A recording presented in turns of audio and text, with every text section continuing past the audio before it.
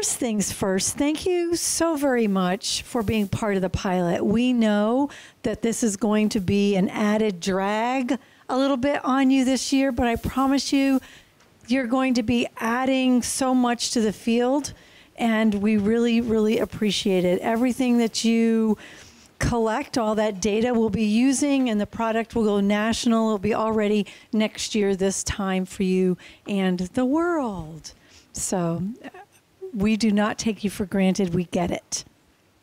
So anyway, I'm Susan Kimmel. I'm from the University of Oklahoma. I taught in Oklahoma City Public Schools for a few years. Where was I? Cleveland Elementary, Northwest 23rd. So that's why I love my school. Is that where you are now? Not right now. Were you there? You weren't there when Marilyn Davis was there, though, were you? No. Yeah, I love that school. It's that kindergarten classroom was like a teacher's dream. It was probably as big as this room, and it had, I don't know, just cool windows and all kinds of really neat stuff. It was my dream. Except in the spring when the little bugs came out. What were those? They eat the wood. Termites. Are they still there? Yeah, every year. We used it as a teaching opportunity. So yeah. Yep, it was really cool. So anyway, before that I taught everywhere because my husband was in the military. So everywhere from overseas in Heidelberg to El Paso, Texas, and Georgia, and in between Texas. And so I'm here. I'm at University of Oklahoma. I've been here since 2002, so 15 years or so in Oklahoma at OU. What else? Jennifer Quillian is my partner in crime. She has been at the university for 14 years, I think. And we first started, Jen and I are two of the original developers of the ELQA. And so we had a couple other people that were working with us on this. We began work on it in 2003. And the reason we began work on it is because we were working with the Early Learning First program. And we had comparison sites, and we had those who were using our research design because, you know, we were going to make the biggest, best, most wonderful early childhood program in the whole wide world. And after the first year, the control site and our sites, the children all improved, but we made no difference at all. There was no difference between our improvement and the control site improvement. And so we're like, what in the world has happened? We did all this work and there's absolutely no difference in what's happening. And so we got our heads together, we talked to the teachers, and their number one issue was we collect all this data, we're told to collect all this data, and we never see it. We don't know what the children know. And so we decided, okay, well, we'll just make something really easy, a formative assessment for the teachers. And lo and behold, we did. And it was paper and pencil way back then.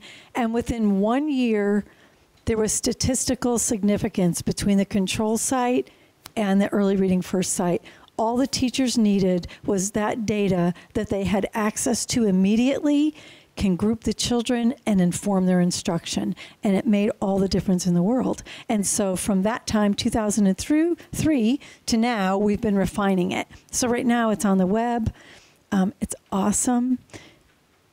Has anyone ever used the ELQA before? Okay, so a couple of people.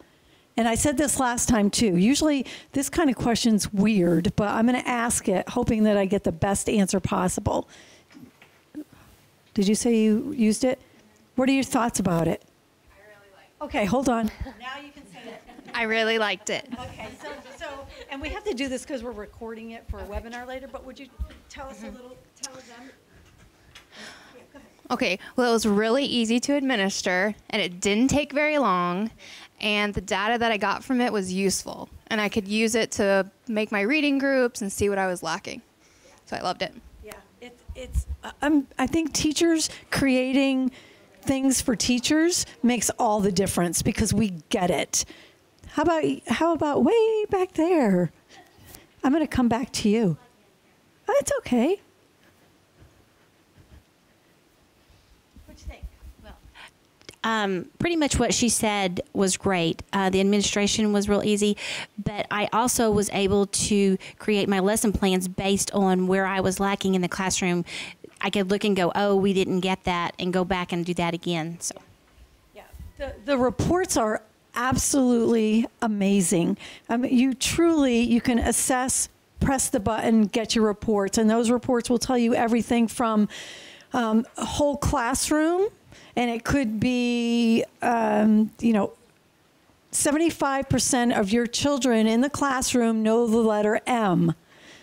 3% know the letter X. And so you can start from there. And then we also have individual reports as well. So Jen's going to go through that at the end, or me, whoever. And I think you're going to really, really like them. So I said all that to say this. Then Oklahoma City Public Schools, Pam Hibbs, I'm just going to call her out. So Pam Hibbs said, this is great. We love it. Can you do one for math? So we're like, sure, because we never say no. It's like, sure, we can do that. So all last year we were piloting preschool math or pre-K math, and we have that done, and it's now in production and can be purchased. And then I think it was Pam again. Pam said again, now this is awesome. Can you do a first grade one? And we're like, And at the same time, no, not first grade, kindergarten. At the same time, Sharon had gotten a hold of us and was starting to ask about kindergarten. So of course, again, we're like, sure. So we drive the programmers crazy, and we promised them this next year was our year of rest. And so we'll just get everything refined. So now we come. I know. We'll see about that. Yeah, we get more people. We can do the world, man. We can do anything. So now you all are, you're so kind to be part of this pilot program. This information that you are going to be gathering for us this coming year is so very important. But I would like to tell you a couple things.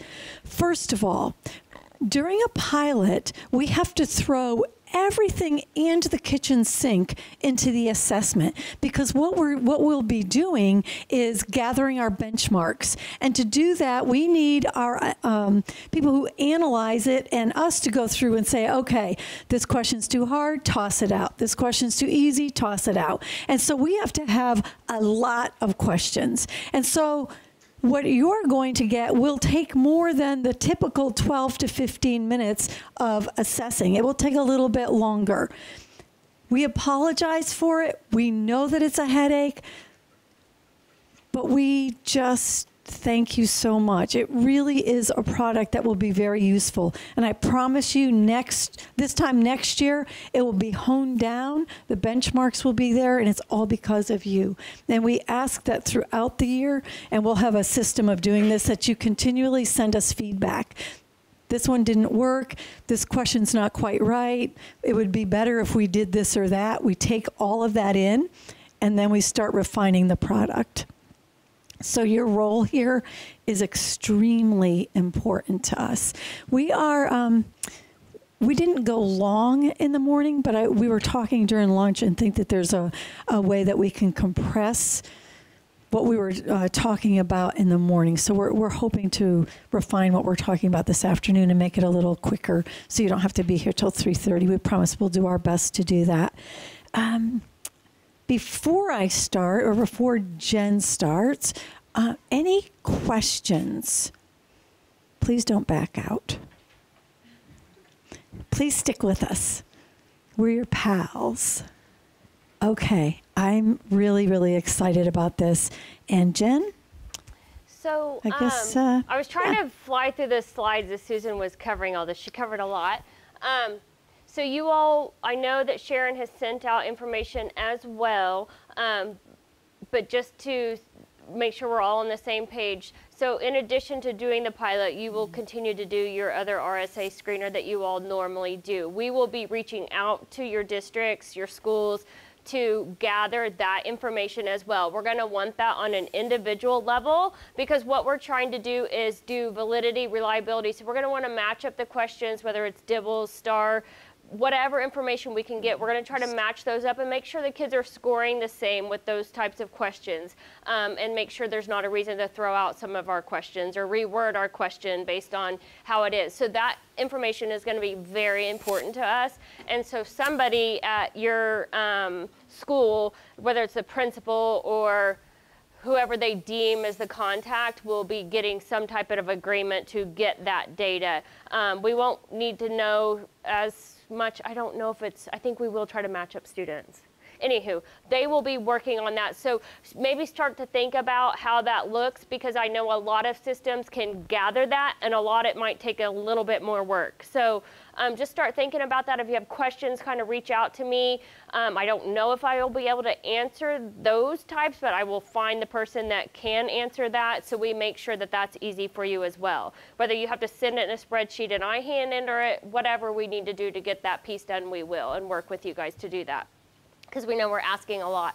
I think you guys just do 3 times a year, right, with your RSA screener? So we're going to be asking you to do the ELQA 5 times a year, so we can set those benchmarks, so we can set those target scores, and we can gather the information that we need in order to know, are these questions too hard? Should we throw some of these out? Should we, I shouldn't say are they too hard, because they're all questions within your standards. Should we reword the question if it's a weird question? Our evaluation team knows how to do that very well, to say this is not worded right, something's wrong with this question because kids are not scoring well on it. And so they're very good to work with this like that. Susan told you would get the survey. That doesn't mean you have to wait to the survey. If you want to tell me something, we take all that feedback very serious. The pre-K ELQA is continuing to grow and modify based on what teachers send me, because I'm the point of contact. So when you call the help desk, you get me.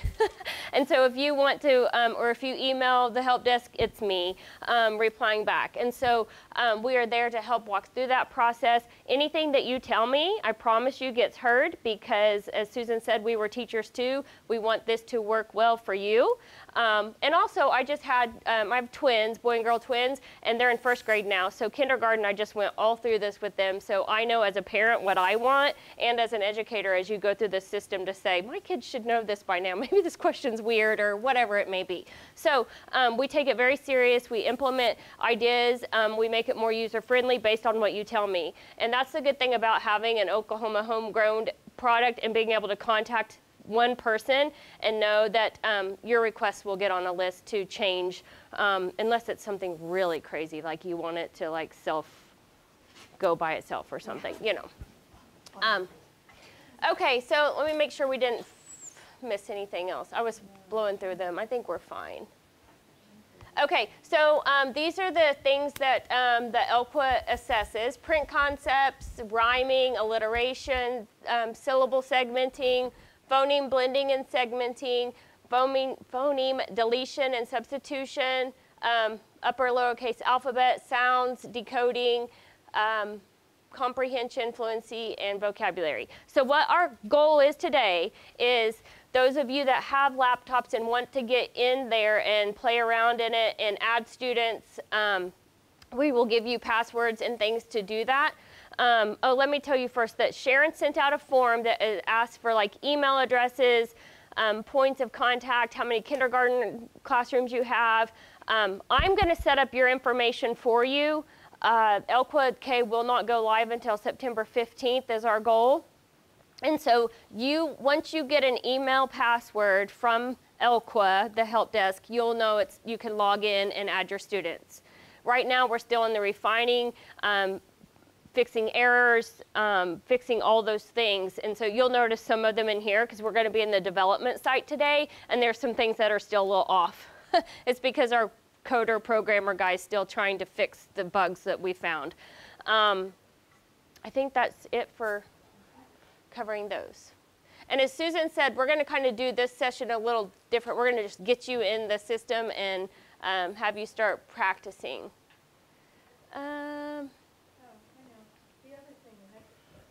The other thing is that the standards in this ELQA K, we're just going to call it ELQA K, are based on Oklahoma standards, and we've looked through national standards as well. So some of them you might think this is a little high. This isn't what our standards say.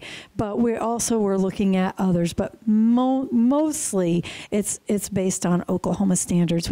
So some of these you might think that's not in there. It's like, yeah, it is. Oh, I know the other thing. This is the most important thing of all. So I meant to say this when I was talking about how long, relatively speaking, it is at the beginning. The other thing I need you to remember is the standards are set for year-end standards that you will be reaching for all year.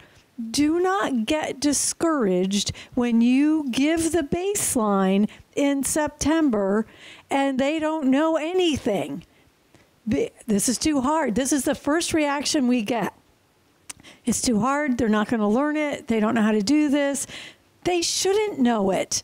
They shouldn't know it yet. That's what you're going to be doing this whole school year, is teaching the standards. So our first gut reaction is to get discouraged and think, how in the world are they ever going to learn all of this? Well, they're going to learn it because you do what you do so well. By the end of the year, they're going to be snapping through this assessment so quickly. So don't worry about the first one. That's only the baseline, okay? And one other thing to note in there too, every single one of your standards we did not put in here. You would have the longest assessment in the world. And so we grabbed the ones that are the most that we felt out define your instruction for the majority of the time, that will make sure these kids are ready for second grade or first grade. Sorry, I'm jumping you all way too high. For first grade, that this is the foundation that is going to set them up for success, that they're going to know these things and be ready to begin reading and start that stuff when they get into first grade. So if you see a standard that's not on here, it's probably because we grab the ones that are going to be the biggest bang for your buck with equipping the kids with what they need. Does that make sense? Okay. So the first thing that we're going to do is, oops, let me log in.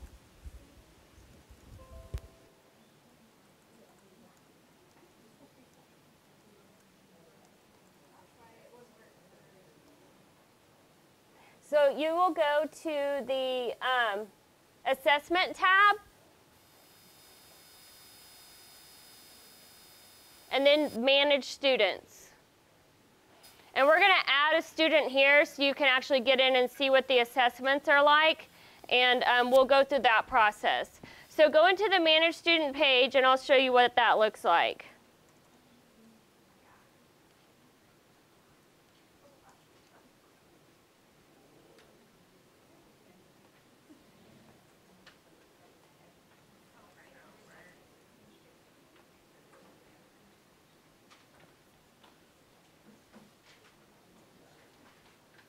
Okay, so when you get an email password from me and I send you something, you're going to get a computer-generated password that is going to be really crazy, really long with weird symbols. I always copy that and paste it because I think I know I'm hitting the shift and getting those weird squiggly lines, and I never am doing it right. So I always copy and paste it, and you can change it in Edit My Profile. So when you get to your page, you'll just click on Edit My Profile, and you can change your password here.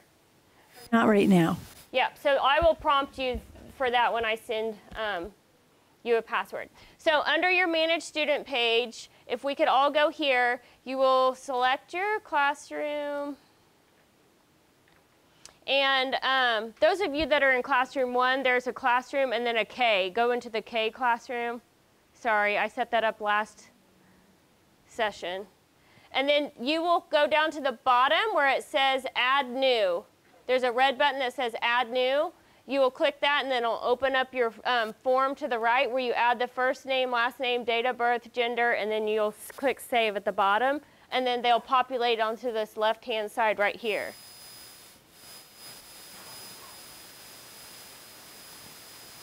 So they'll show up on this side for you. So you can make up crazy names or whatever you want for your student. There are some names that may be in there from the last session that we could just use if you want. Yeah.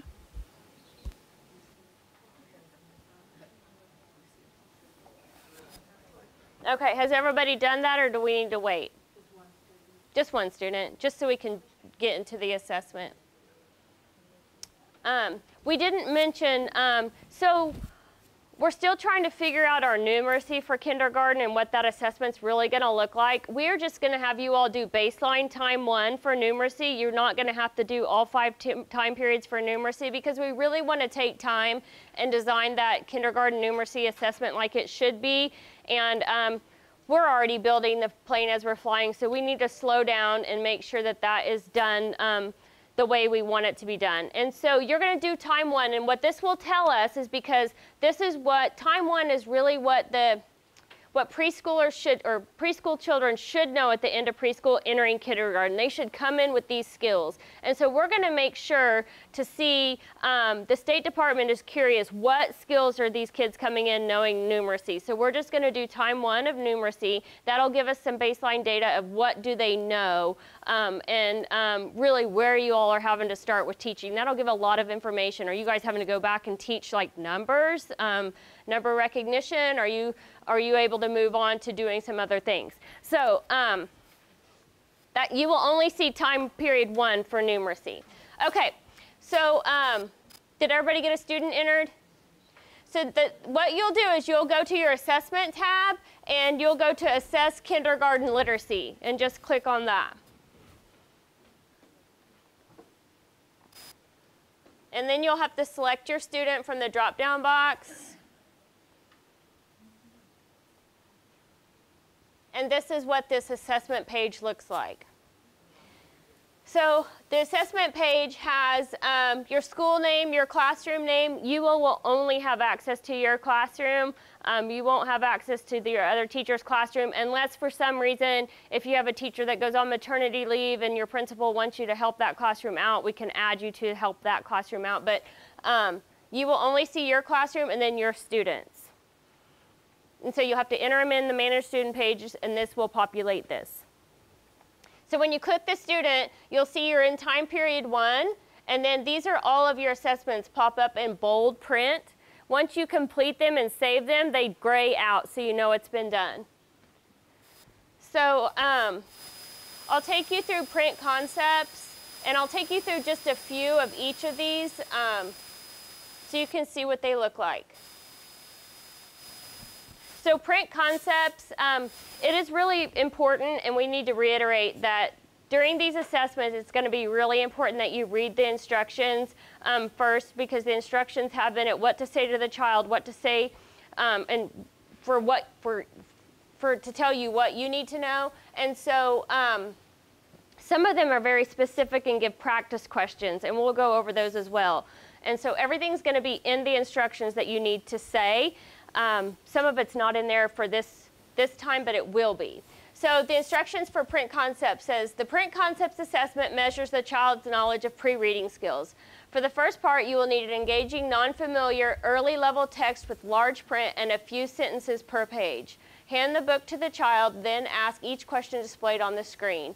Click C for correct or I for incorrect. And so you'll need a book, and we always say, I would use the same book for each child just so it's equal playing field, and make sure the book has a few lines on it, the words are spaced apart, that they can do the return sweep very easily to know where to go next, and it's very clear. You all know not to use the ones with the crazy bubbles and captions and all of this stuff. And I would just stick to that book and just keep it in a folder so you use the same book and don't have to go find it.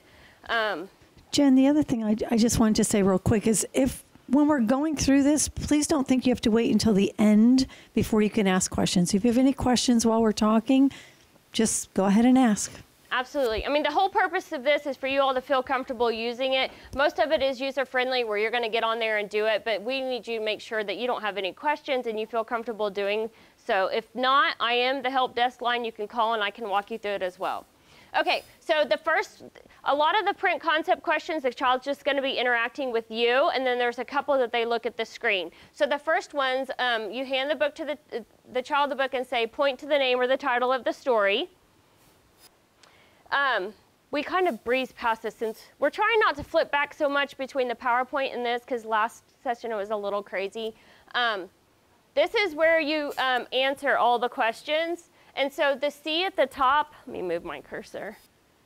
The C means correct and the I means incorrect. And so if you click correct, let me go back.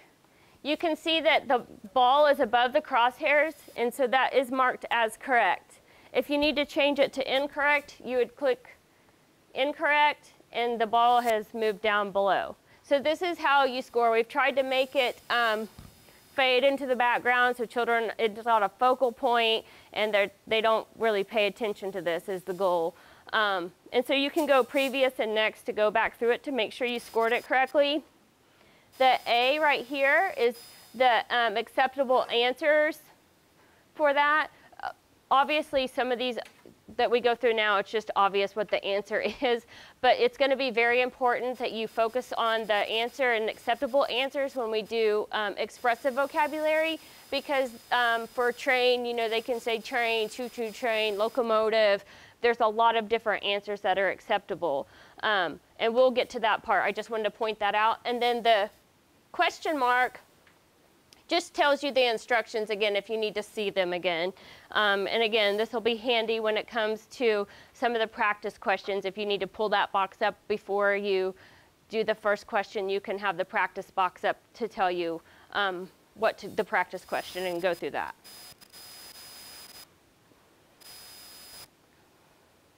Okay, which way do I go when I read? Show me with your finger. And then on that last word of the last line of text, where do I go after this? So a lot of these questions, and you'll get really used to this quickly, a lot of times when children read, show me where I read, where do I go after that, and they are sweeping and they already know, the next question's already been answered for you. You know, where do I go after that? You don't need to ask again if you see them already understanding that return sweep. So, and you guys will really get in the groove of knowing, I don't need to ask this question. Point to each word as I read. And this is a one-to-one matching of at least 5 words. So point to each word as I read. You would read and you want them to point to each individual word. So at least 5 words.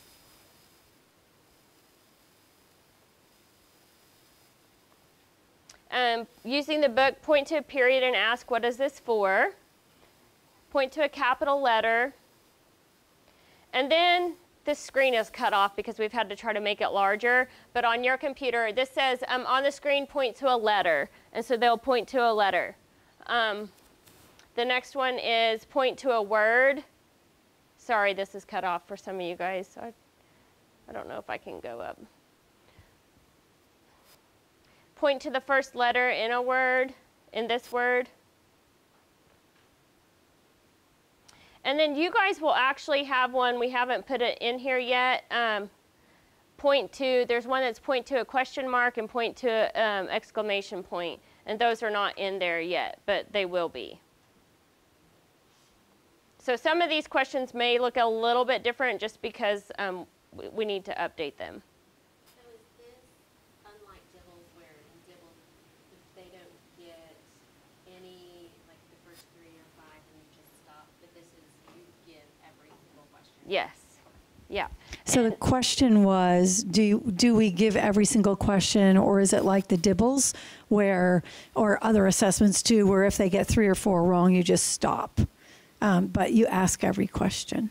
Yeah. And now, if the child is becoming frustrated and they don't know, our assessments are designed to be really short and quick. So there was only 10 questions in this, and so if they're really struggling and you're asking like the 3rd or 4th question on the book and you're not getting anything and they're really not wanting to do it, you all know your children, like, this is not good. Let's stop doing this. They're not ready for this. Susan just was out assessing a child, and the child was like, I don't want to come and do that. She's like, okay. And the next day she tried, would you like to come over here and play some games with me?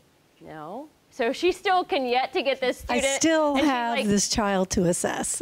So, and see, this is the problem of not going off the PowerPoint too, because this kind of addressed some of these issues. But the PowerPoint, basically, we had in here to find an environment that's comfortable for the child. The pre-K tool, the teachers just pull them to the side of the classroom in a quiet area and can go through it fairly quickly. If the child becomes frustrated, I mean, stop the assessment. We are not here to, like, we got to keep going. If they don't know a few, though, these questions ask such a different range of things. It's not like a stair step, per se, on concepts about print. So they may know the next question. But if they are frustrated, by all means, stop the assessment. But if it's just they don't know it, then I would keep going and ask, because the questions change.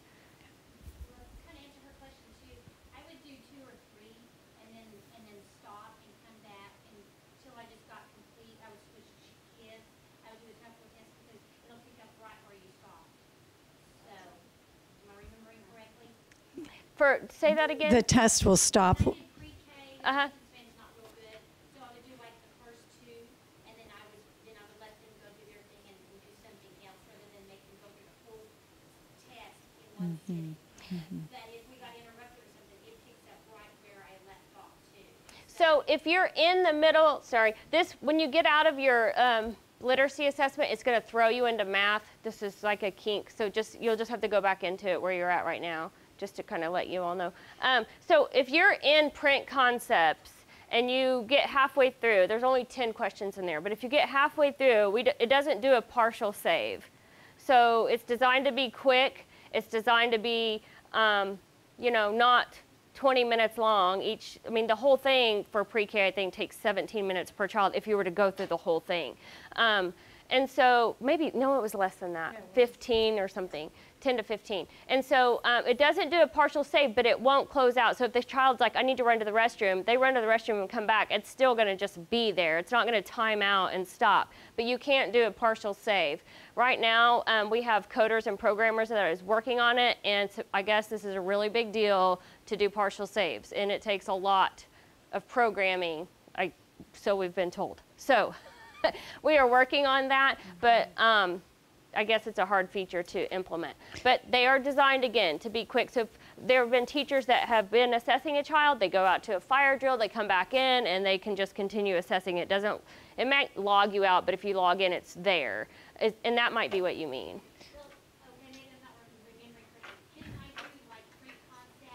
And then finalize it. Yes. Yes. Yes. Yes. Yes.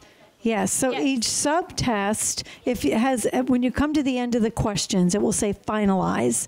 And if you click finalize, then it's saved for you. And let's say the child is going to music or whatever, then you can come back later. You can assess all kinds of different children. You can come back later, pick up with the other child, and go on to the next sub-assessment. Yeah. Okay. So so you don't need to worry about that. Yeah. So you can save each different assessment is like Susan said, you save each different assessment. So it doesn't continually. And just it doesn't go. say save, right? It says finalize, and finalize saves it. And so why we're talking about that, I'll tell you now. This blue button right here that says delete assessments, this was our #1 phone call last year, where they would call and say, I had Susan at my desk and I was assessing her and she threw up, and so we had to have so-and-so come and help, and I just got Jennifer in and set her down and I assessed Jennifer under Susan. What do I do? And so we were able to, it took so much manpower, but we were able to switch out those scores and switch out that person. And so now we have given the reins and passed the torch on to you to say you can delete assessments if you have assessed the wrong student. If the student was halfway through and you could tell that they just weren't themselves and they went home sick, if you need to delete those scores, that is up to you to do that. Now you just can't call me and say, I didn't mean to delete those scores, I need them back. And as Susan said, with power there comes responsibility. So anyway, but if you do click on this delete assessment button, it does not delete them. It gives you choices when you open it, so don't be scared to click on it. When you hit delete assessments, it opens up a screen looks like this. Here's all of your assessments categorized, and then all of your students over here. So you would click print concepts, Renee. I want to delete Renee's print concepts, or I only want to delete Renee's letter sounds. Whichever one it is that you've mixed up kids on, or whatever it may be. Because we even had a student one time, they're like, we saved the alphabet, and then by the end he went home, he wasn't feeling good, and I just don't think he was at his best, so I don't want to save these scores because I think he knows more than that. So it's things like that that those situations occur. Somebody had a question? Oh. So going back to the frustrated student, you don't mean just leave it because you're going to have a score. So they're frustrated, but at some point you have to assess it. Well, there's a huge difference between being a researcher and being a teacher in this regard, is that when we go in with a researcher hat on, if a child says no, it's no. No matter if it's a shake of the head, a body language that says, I don't want to do this, we've got to respect and keep those ethics that say if a child says no, we can't do it. Now, teachers, you have a little bit more leeway because you have to have those scores. And so you know your children best. And maybe in the afternoon you can say, come along and help me do this. So that's a little bit of a difference. Our discussion this morning went a little further, and it says, what if a child absolutely refuses in the classroom to be assessed? What do? Do I mark him down or her down as not knowing the answers? And so the answer is no, you don't do that because that would skew all of your data. And so what you do is just make note of it. And you can't make note on here. We don't have a place for notes, but I would just make notes on it elsewhere where you can say, try to assess this student 4 times. The student responded negatively each time, did not assess. Yeah. And then just pick them up the next time period. Yeah, pick them up the next time period and see if it works. Verbal. Right, yeah. Right.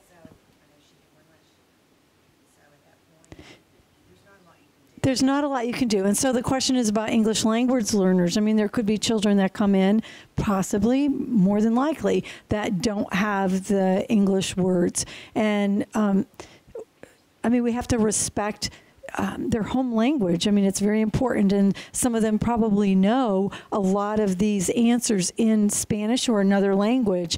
But the test is to assess what they know in English. I would say, too, if there's another teacher that could assess, I don't know, like I might have Jen on the child that keeps saying no to me. I might say, Jen, can you go in and see if you can have the child come to you? Maybe there's something the child's thinking, I am not going with that lady at all. So who knows? But anyway, yeah. But on the language, The language. I had a kid, he spoke Malayalam, and he came 2 weeks before school started. Yeah, he just didn't know. And it's okay to write that down. I've had that happen before, too, where they just don't know the language. And so, but the great thing is you'll have that baseline. You'll see where they are on the reports, and you'll know how to inform your instruction to best meet the needs of that child. And we've had some of our best results with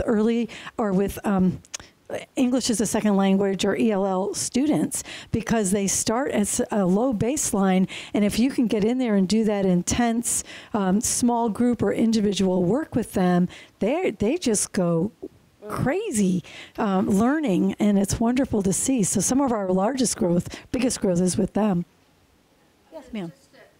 We have a dual language class. Yes. In our school. Yes. So would that teacher, could she ask those questions in Spanish, or would she have to ask them in We keep going back and forth on this, but right now they can. I believe they can ask it in Spanish, but the answer has to be in English. Yeah, if they need to explain the instructions Yes, in that's Spanish fine. and all of that, that's fine. And we said this the last class too, that we are very cognizant and aware of ELL learners, and we are actually, our bosses, my boss's boss, is really wanting us to design an ELL like vocabulary measure, because it's hard to say when these kids speak different languages, just to say they don't know any vocabulary. They could have a high vocabulary and they just can't say it in English. And we respect that, but what a suggestion was at the last session is that our reports print out every single vocabulary word and picture that's asked,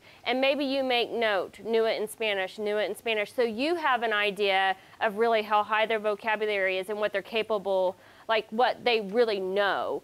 And so that was a good suggestion that you print it out and make notes by the report. And you don't have to ask it.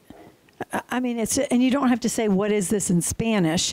I mean, it's just if the child sees the picture and says it in Spanish and you actually know what that means, then, you know, you could mark it. Or, I mean, you could note it on the notes, not mark it correct. You know, the thing too because we dealt with this a lot with some of our research and going out, and I mean, I was in the classroom with early reading first for 5, 6 years, 7 years, a long time. Yeah. And when we would go in there and the children were we had a ton of a high Hispanic population where they came in speaking no English. And we took them through the motions of the assessment so they would be used to it for the next time, or else we have no starting point for them to even be aware and used to what we're going to ask them and the questions we're going to ask them. And so there were some things that I would go through, and if they didn't have any information, I would go to maybe the expressive. And then we did have receptive for pre-K, and so we would get a little bit more because all they had to do is point. Show me fishing, show me this. And so we don't have a receptive measure for kindergarten because receptive vocabulary is so hard. They know so much, and we just need a lot more data and research to know what are good questions, because our pre-Kers are blowing receptive out of the water. I mean, and they are hard. Yeah. And so it's a really hard thing to assess. Vocabulary just in general is a hard thing to measure. But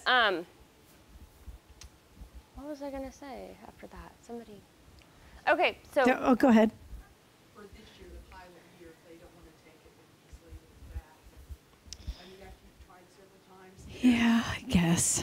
Yeah, I mean, and then I would try, if they flat out refuse and you're trying to assess them, I would try again in time too and try to pick up some data just so you have some information on them, just for you as a teacher even. Not, I mean, yeah, for us, but even for you would be helpful to have some information on what they know. And honestly, it doesn't happen that often. I mean, this is a young child who still has his blankie with him in school. And he's still, 3.5, but he still has his blankie, because our pre-K assessments for 3s and 4s, they just have different benchmarks. The person you're talking about. The person I'm talking about. So when he says no, I mean, he has his banky in his hands, and that's it. It's not happening. But it rarely happens. Mostly it happens with ELL children that are nervous and they just don't, they haven't found that voice yet where they feel that confidence to, Okay, so the assessment, the delete feature's there. So these assessments will show up in bold. After you finalize and save each one, they gray out so you know they've been done. Let me just show you a few expressive vocabulary. I won't go through the whole thing with you here, but expressive vocabulary, oh, come on.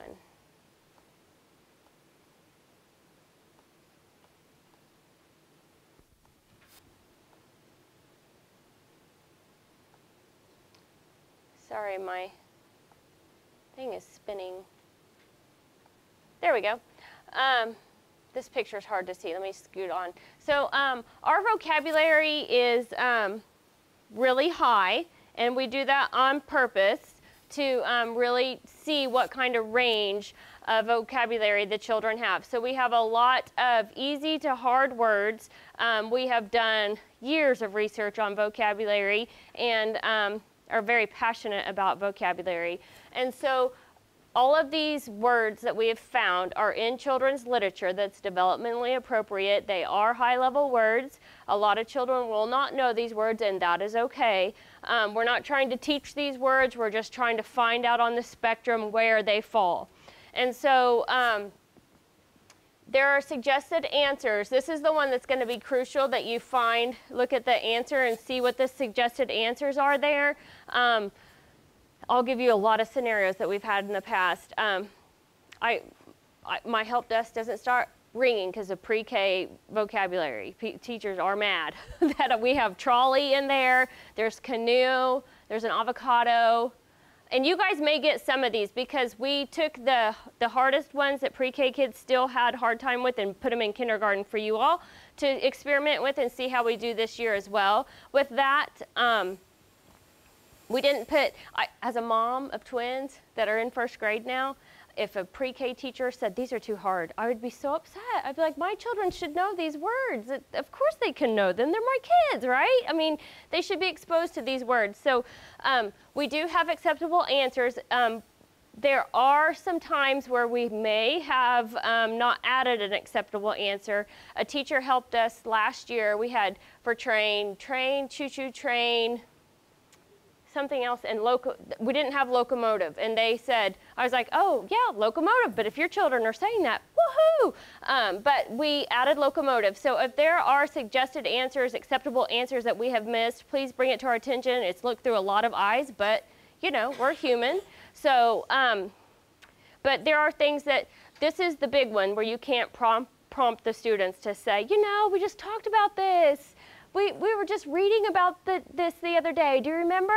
That we want this to be at an automatic level where they're saying, if you say, what place is this? We're looking for desert. If they don't get it, it's okay. That doesn't mean it's a reflection of you. It's what this child knows, what they can tie their background knowledge to, and try to figure out what this is. So it's just information for you. I think sometimes teachers get discouraged and think, I know this, I know they know this. And they just want so badly for children to know it and to feel good. The only prompting you can do, if it's a generalization and if it's a canoe and they say boat, you could say what type of boat to get to that more specific item. If it's strawberries and they say fruit, you could say what type of fruit and get to that more specific answer. But not, this was in the Very Hungry Bear, you know, and we just talked about this. We picked some on the playground yesterday. I mean, those are the things we want to stay away from. We need them to just know at an automatic level. And again, do not feel like this is a reflection of you. It's what the child knows. And if you've taught it, it's still not a reflection. It's how they perceive things. It gives you information. So hold it up. I have this one. Yes? And it says, what is this? Yes, it's supposed to say, what place is this? Okay. I was going to say, is that, or could we say, what place is this? Yes, and it's... That would confuse me. I actually had to go to the answer to see what it was. I think I wrote that down, this last one. So my job this week is to fix the bugs that our programmer messed, and I'm showing you the unfixed version here. But we wanted to make sure we got you all in here and trained on the product before, because the release date is September 15th. So I think I put that on library, but I'm going to mark it down. So if it is a place, like the desert, the library, there's the other place that we have on here. Might be the airport. Those are supposed to say, what place is this? There was some, anyway, she's pointing to the library. Let me see if it's on here. Who is he? What place is this? Is the zoo. What is she doing? The verb should say, what is she or he doing?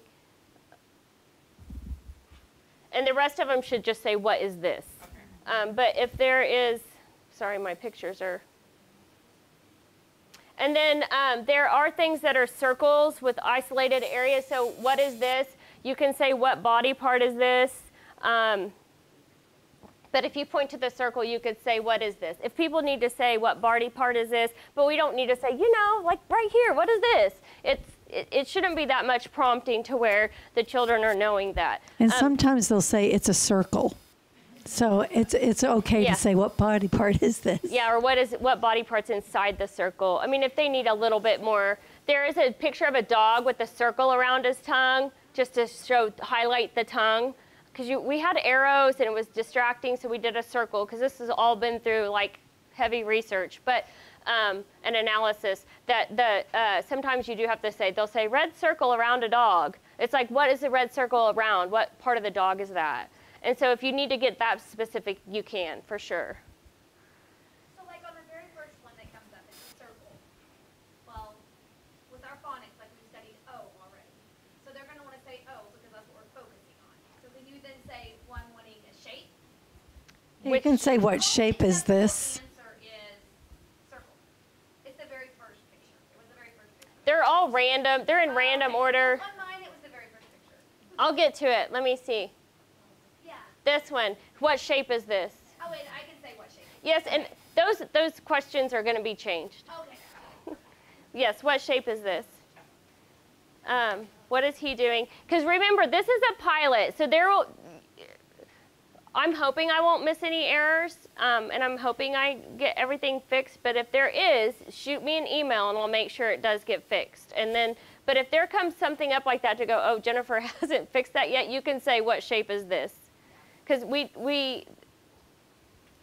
let me see, so this is, okay, with the exception, I should say the ankle and the wrist are very hard because you can't circle them because it makes this picture look really weird. So we put arrows on the wrist and the ankle. So if you do need to show your body part for that and to say this part or this part, that's okay. Because that arrow is a little bit wonky.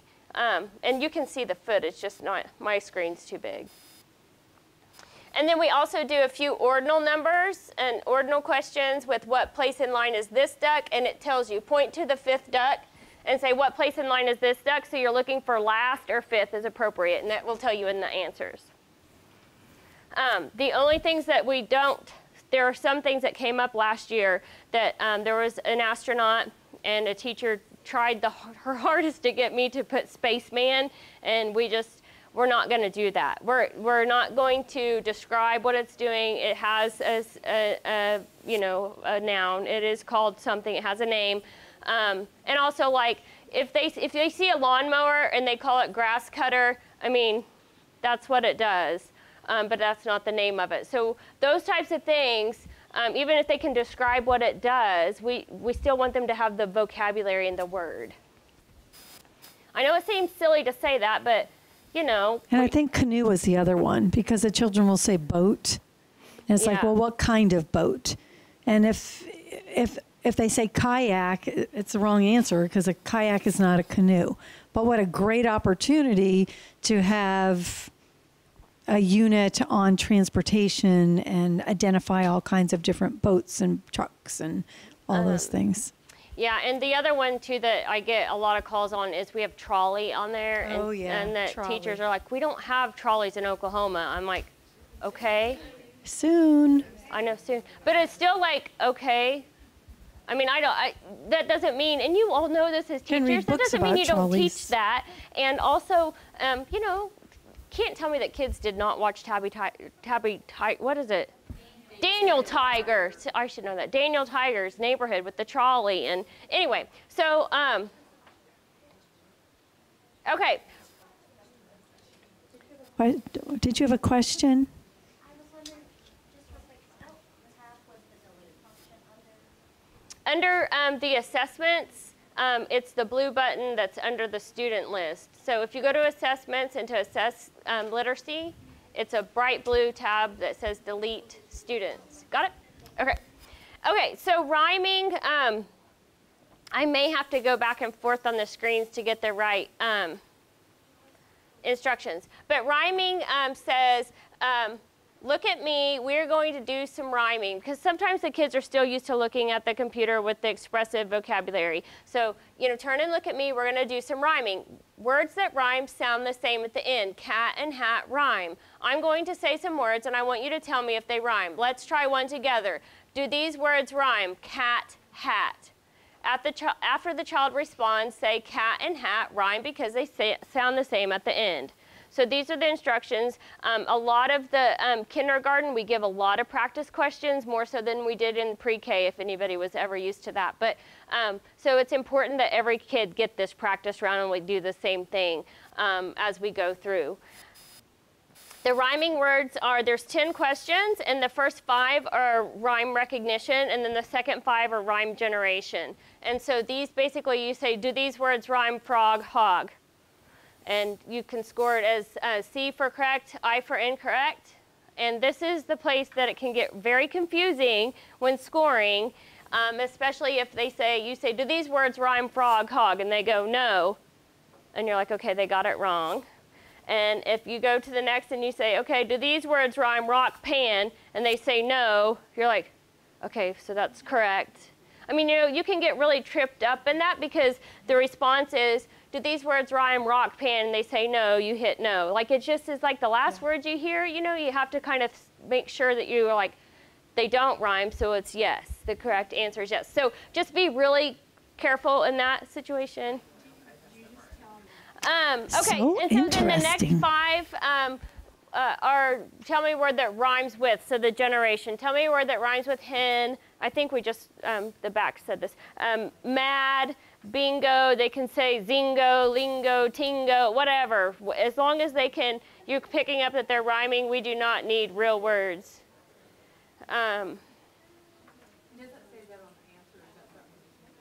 Yeah, the answer is just like, I think it says just any word that rhymes with phone. There's just no way to put that in there. And you know, most of the time the answers aren't something you're probably going to check because they're pretty cut and dry. However, the expressive one is one that sometimes they're like, oh, is this an acceptable answer? And if you see it and you go, this should be, you need to call me so I can get it on there. Yes. Mm-hmm. With the vowel. Rhyme is in which the final accented vowel and the succeeding consonants or syllables are identical. So that is the definition of rhyme. I mean, and really, truly, if you think about words that sound the same at the end, it could, with a 3-letter word, that kind of means middle and end, right? I don't know. Okay. Well, what I would like to do, though, is if you see a difference and something sticks out to you, I want to know. Because if we can accommodate and make it the way it's more useful to you, I mean, that's the whole point of ELQA, is that we want teachers to feel like you guys can make changes and we're going to make a product that works for you. We have, like Susan said at the beginning, I mean, we've been through a lot of different assessments as teachers that I got nothing back, and I always did all this baseline stuff, and I never saw anything, and I didn't really have a great formative assessment tool, and so I just think it makes all the difference if it's something you're going to use, something that you like, and something that's useful to you. It makes all the difference to even attempt an assessment when it's something that you just really like. I won't go through all this, but I'll show you the font we use. So for upper and lowercase, these are some of the letters. And we did have the question, and we tell this same to the pre-K teachers. If your children know all of the letters after time 1, I can't get down to my cancel.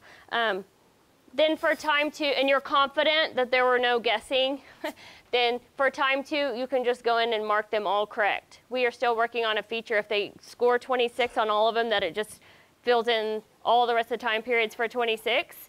And that way you don't have to go through that. But for now, you have to just go click them all correct. You don't have to assess a student, but go in there and click them as correct, because this data is going to be shared with the Department of Ed, and they need to see. You don't want to not put them in or not assess them. You need that to show a reflection of what's going on in your classroom. And so, but we're working on that feature. We just have to be careful, because some people will get all 26, but they're like, they guessed on a couple. I know they did. But they still scored them as correct, and they want to assess them again. So we may have the option of maybe clicking to fill all the rest of the time periods in, but that's just something that came up too. Okay, quick question. I've already answered this a little bit. Okay, so say we do the upper and lowercase. And those things. Some of those things are going to overlap on our report cards. But I want to go back in and see if Billy got I, J, K, L, the ones that I'm assessing this time. Is there a place when I go to your reports that will show all of that? Yep. show all that? Yes. And I'll show you that. I'm trying to do that while ago, but Okay. probably it was the example or whatever. Yeah, probably because you didn't assess the child and save it. I did. I assessed the entire letters and I saved it, but then I couldn't find it. Okay, I'll try to. I haven't needed it now. Oh. Okay. I was like, well, I might as well. If you want to go in and do it, I'll show you in a minute how to do that. Okay, and so here's the lowercase, just so you can see some of the. Everybody likes me to get to the A, so I can show you the A. There's the A. Happy? Yes, yes, yes. Okay. Okay, so you're playing around and getting ahead. Oh, I'm kidding. Long story short, our programmer is not education savvy, and so when he implemented that in, he didn't take the font with these two with it, so we'll get that changed. Because the G's all funky too. It is crazy. It came up last time, this morning too. Yeah, Someone it noticed looks the exact same like thing. my kids would be like, "Is that cursive? Is that in cursive, Mom?" They're so like intrigued with cursive right now. Mom, is that cursive?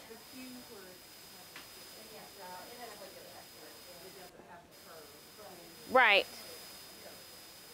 It's okay. It's not. Where are you, Q?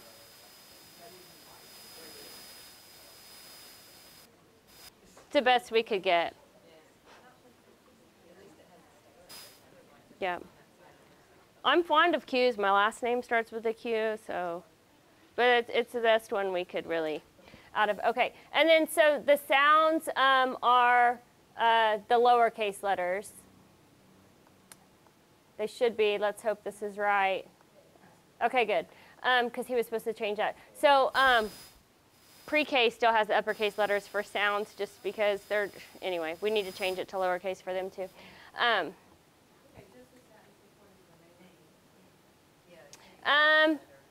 It sure did. Let me write that note. Okay.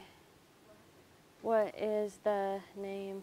See, when he copies things over, he doesn't really think about the, what is the name of this letter? Okay, so hang on just a second. What is the name of this letter? That was sounds. Needs to say. Yeah, we had the vowel discussion this morning too. It was also an interesting discussion. So what we say with the vowels, and we need to see how this works for you. What we say with pre-K with vowels, if they come to A, and you say, what is the sound of this letter, or what sound does this letter make, or however you all say that, what is the sound of this letter, and they say A, you could say it does make that sound. What other sound does it make? Because we're looking for the short vowel sound, especially in pre-K. That is the sound we're looking for. Now, if you all need to figure out long and short, currently right now, we are looking for the short vowel sound in sounds when it comes to the vowel. If you want to make a note out beside to say they know the long, if you want to stop and say, what is the long vowel sound of this letter? What is the short vowel sound? And ask both. Just for your records, you can and make a note, and then we're going to figure out how to do that. Because you need to know both. Do you show them the letter? Yes. Yes. Because, I mean, I'll have some kids sometimes can tell me the sound by looking at the letter, but they can't tell me the letter. So that's why, so I always ask them, you know, what sound does B make or D make separate. Yeah, and we show them the letter, but we don't tell them the letter. We say, what sound does this make? Yeah, we just say, what sound does this letter make? Yeah, we don't say what sound. If the B's up there, we don't say, what sound does the letter B make? We just say, what sound does this make? And then if you say it that way, if the child doesn't know the letter, they're not going to know that. Well, I've had some that's been able to tell me the sound by looking at it because they memorized, okay, when my teacher points to the A, it's yeah, that, yeah. but they can't tell me that that's A. Yes, yes, yes. So, And that, I mean, you just, if you say, what sound is this, and they give it to you, it's correct. Whether or not they can identify the letter. Interesting, though, isn't it? Yeah. Okay. So for alliteration, this is going to be, again, your go-to with your examples. Okay. So I'm going to try to get him to bold or highlight what you read, what you say to the child, because it says the alliteration assessment measures the child's ability to isolate and pronounce the same initial sounds in a set of spoken words. For example, pokey, puppy, pounces. For this assessment, sit where you can see the computer screen and have the child face away from the computer screen. Practice, so this is the practice. She did get it in uppercase there, but say, look at me, I'm going to say some words, and I want you to tell me the sound you hear at the beginning of the words. Let's try one together. What sound do you hear at the beginning of pokey, puppy, pounces? After the child responds, say, pokey, puppy, pounces begins with the p sound. It's kind of hard. It's like tongue twisters.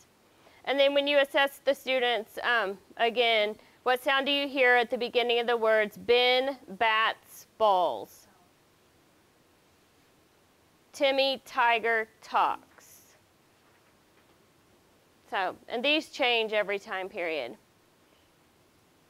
We try to be very cognizant of the way it rolls off the tongue and the sound it makes with the vowel too, but we put a lot of thought into it. But if you come across one,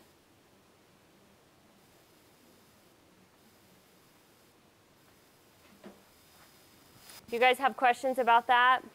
If you need to and you forget, like if you're on the screen one and you breeze past the instructions, which that's what I would do if I was a teacher probably and doing this again. I always figure it out as I go. But question one, you can just go to your question mark and your practice questions right there. So you can have it on the screen before you begin, but you just don't want them to have to focus on that first question. And especially, if it were my daughter, she'd try to be reading that. So I'd just like, look at me while I tell you, while I ask you a question. And just move the screen away from them. If you need to move your laptop and face your laptop towards you just so it's not a distraction, whatever you need to do. But the question is there, so you don't have to go back and close out if you need to know the practice question before you start. And all of them will kind of be like that. The practice question will be right there. So do you guys have questions about that one?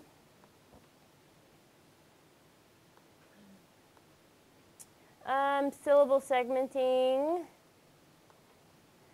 I don't think, let's see. See, this one doesn't have our practice in it yet. He hasn't got that one updated. So let me.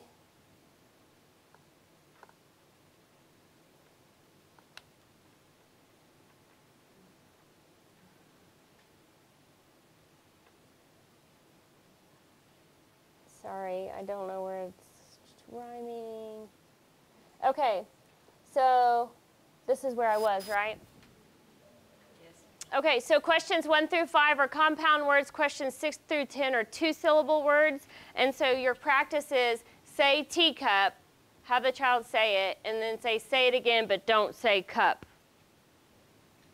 And then questions 6 through 10 are two syllables where you would say under, say it again, but don't say un.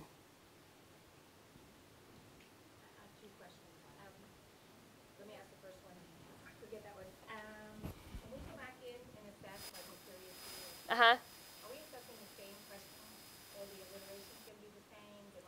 The words change. It's the same concept, but the words will change. It won't have teacup in time one. Again, it'll be a different word. And then can you use visuals?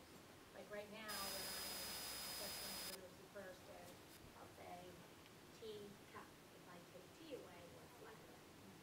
Can I use something like that to...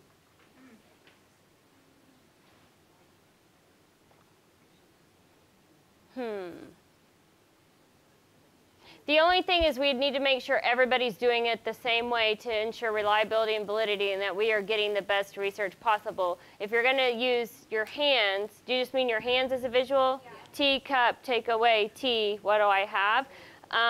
But don't we want them to know that automatically? To me that would be more of instruction, but I don't know if you can't do that in the practice. Because you're giving them the practice. Maybe that's it. Maybe you do it in the practice, but not the other. But not in the other one. We might have to go back and talk about that one. Yeah, it's a good question. Those are good questions. Like with syllables, can they count with their fingers or clap? Or? Yes, if they do it, if they initiate it, yes. Yeah, if they initiate it, and so this won't be in terms of like they don't get it correct if they say it out loud and they don't do things in their head or whatever tools they need to use to make it through the question themselves. Mm-hmm. Just as a teacher, you wouldn't say use your fingers to figure it out and prompt them. Because what we look at as the ELQA is if they can't figure the questions out and they don't know how to do that, that is good information for me to take back into my instruction and help build those tools and ways for them to figure those things out. And then when you assess them, do they have it down or not? And if they don't, that's good information for me to go back and refine my instruction, differentiate my instruction based on what they're not understanding. And so that's kind of why the ELQA was designed, so that they would kind of know it at an automatic level. And if they don't, how can I design my instruction to get them there?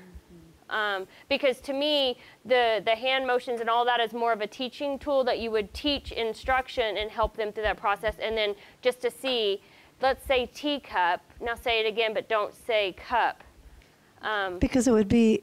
It's going to be a really hard thing for them to do. It's like Susan said, this first time one, they're probably not going to get any of this because you guys haven't taught any of that stuff. They shouldn't know it. And you wouldn't... While we're teaching it, we are using and in Literacy First that I can Now, we can use because we... Yeah. So for me, if you're teaching it like this and, take this away and whatever, and they have that visual, that should be a really good tool that they've been equipped with, to where if you say teacup, now say it again without saying cup, and they go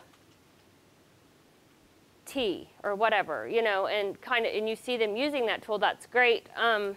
That's a really good question. It is a good question, because I think I would almost say it would be in the same category as an inappropriate prompt. Like going, you know what I mean? And so, like that whole, we ate one of those in the garden. It was round and tasted good. I mean, those kind. But we need to go back and discuss it, because it's a really, really valid question. It's a good question. So the point of the practice is to give them an example of what you're asking them to do. Let's do one together. Now I want you to do it. If you can't do it at that level, then do it in a practice. I think works. That in small group or however you do that to give them a visual will help them build that foundation to be able to do that at that level. Yeah. Because at the end of the year, we don't want them to have to think about that, right? We don't, I guess they still could, but it's just better to, at that level, not have to. We want it internal. Interesting.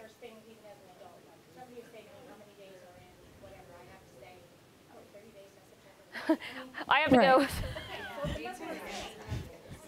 Right. I know we want them to do it. Automatic responses. Those are the reasons that we use it. Yeah, it's a great strategy. I don't know. Okay. We'll have a discussion about it, but it really is an excellent point.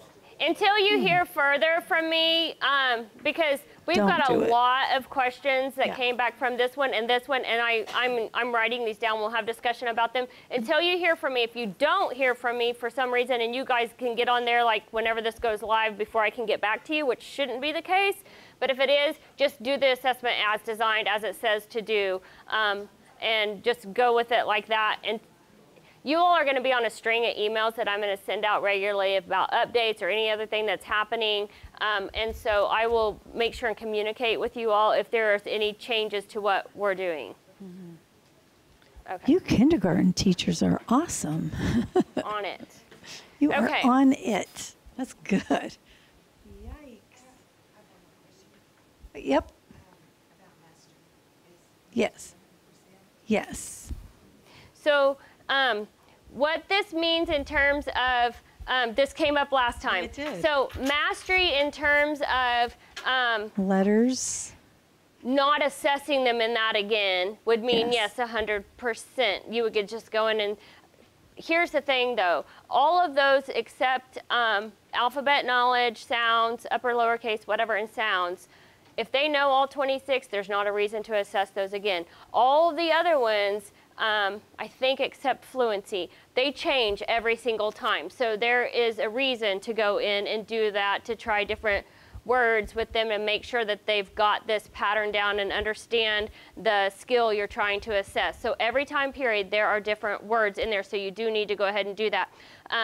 Mastery, though, in terms of benchmarks, this is what you all are trying to do for us, this pilot, is that we're going to gather all this data, all this research, what kids score, and every time period there's going to be a target that we're shooting for.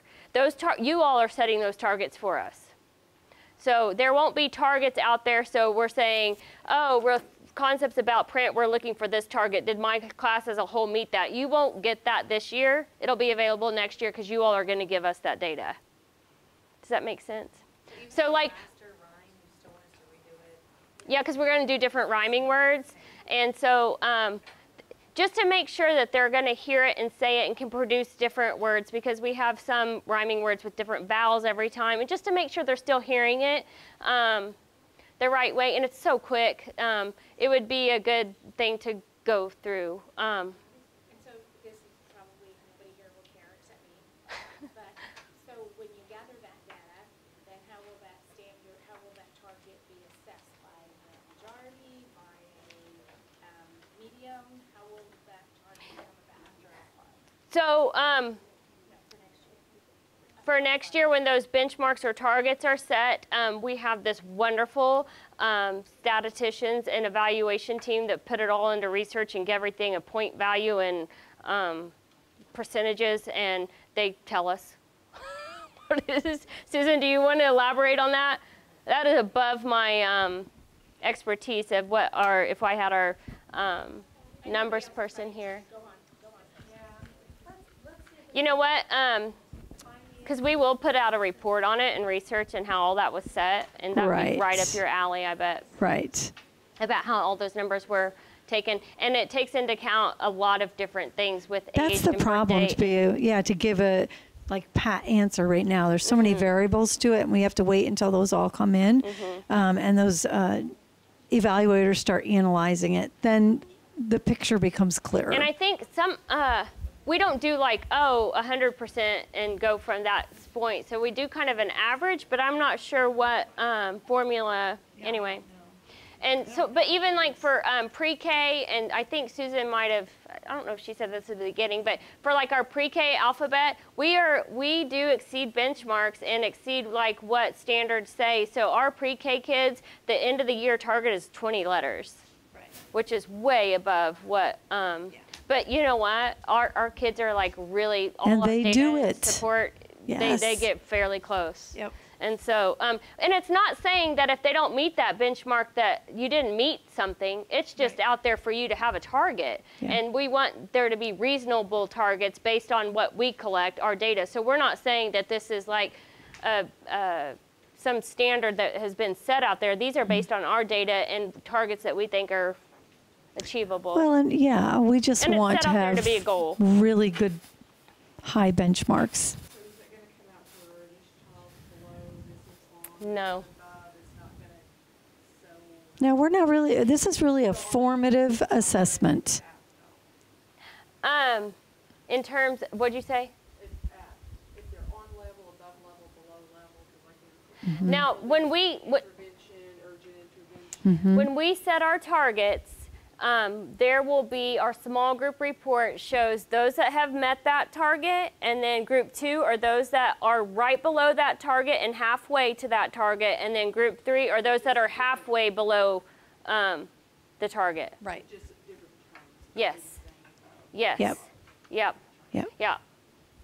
I have a very unrelated question. Every time we complete an assessment, is it going to kick us all the way back? No, I had said that earlier that it when you click out of an assessment, it's taking you back to numeracy. That's not what it does, and you have to go back in. No. Yeah, it's just the demonstration site. That's why it keeps doing it. Yeah, we're just in the development site. Yeah. That would be a pain. No. No, it won't do that. It's just because we're still updating right now. Okay, so blending, segmenting. I'm going to say some sounds that make a word. After I say the sounds, you put them together and say the word. Listen. What is the word? After the child responds, say the word is cat. And then practice. Let's say, now I'm going to say a word. Oh, so this one is, yeah. Now I'm going to say a word. After I say it, I want you to tell me all the sounds in the word. Listen, if I say cat, you would say cat.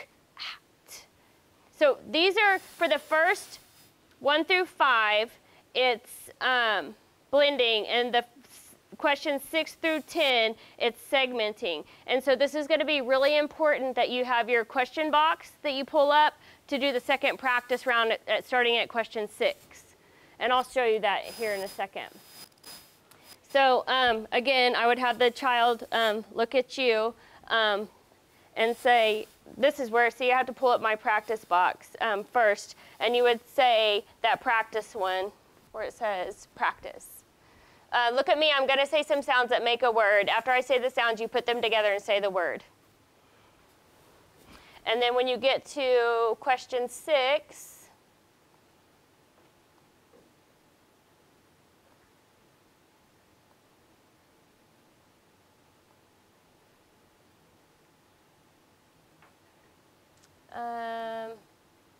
this is where you want them to still look at you, but question 6 changes. Tell me the sounds in milk, but that's the first question. The practice one would be down here. The word is cat. Well, no, where am I? Sorry. Now I'm going to say a word. After I say it, I want you to tell me all the sounds in the word. Listen, if I say cat, you would say cat. Now you try it. So, and then you give them the word fast. So this is the way it's going to look for right now. We're trying to get him to put a practice screen that looks just like that in there. For some reason, that's a really hard thing to do because of, anyway, scoring and anyway. So we're trying to get him to put a blank practice screen in it. And I know that this isn't ideal, but this is the way we have to deal with it for a little bit. Can that be printed off? You could do a print screen and print. Yeah, you can. You could yeah, highlight it and copy. Yeah. Yeah, you could copy and print it. Yeah, copy, paste, and print. That's a good idea. But we are working on that. I know that's not user. It's probably me moving my hips. Okay. I know you guys have probably gone through a lot of this because you have it at your fingertips, but I just want to go through and make sure we don't have any questions.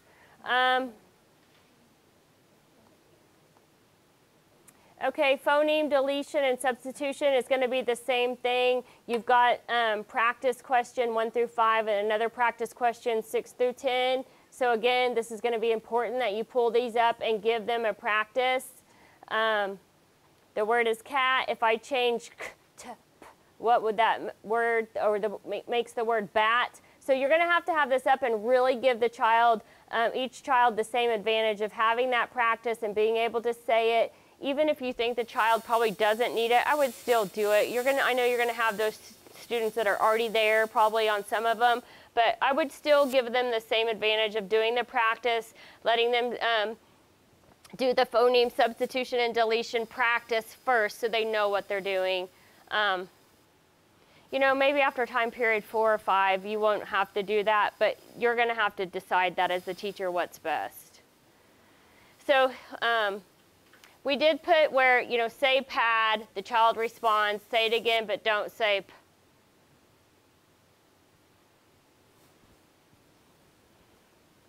And then 6 through 10. So these can get tricky too. So I would make sure that you read through them, make sure you're ready for what it's going to say, and be ready to,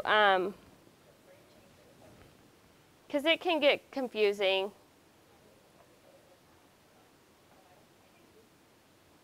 Do you guys have questions about that? I just want you to see some of these so you can. Oh, you know what? We haven't even taken one. Oh, we are. Okay, 10-minute break? Yes, no? Keep going, crank it out. Look, you guys are like, let's get out of here. Keep going? Okay. I can keep talking. I don't, yeah, so. If you guys need to take a break, feel free to get up. I don't want to stop the ones that need to stretch their legs. We only have a few more, and then I want to show you reports. So phonics. Measures the ability to blend letter sounds to decode simple vowel, consonant, vowel words. or vowel consonant words and vowel or consonant vowel consonant words. And these do change every time as well. The thing I will say really quickly about this, I'm having him center this and make it bigger and put it in the middle of the paper because it drives me nuts that it's on the left-hand side. And I would like to have it really big in the middle, but I guess we're trying to modernize our system way back when it was started. So there are things we need to modernize and update, and we will get there, but I'm trying to make do with what we have. I'm trying to get it centered and make it as big as possible for you guys. And they're fixing that A. Yes, this is the stuff that I wrote down on phonics and fluency to change that A and the G.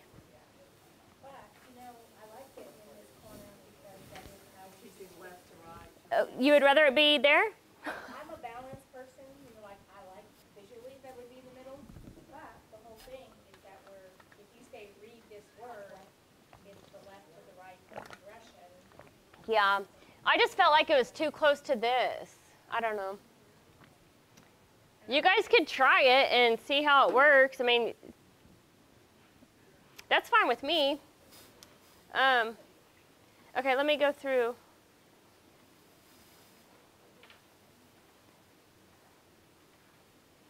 I think they're, but it's different in one of these other ones where we have them read other, was it there? No. Are you going to leave the T that way? No, it's supposed to be all from our lowercase font. I need to make sure that that's all.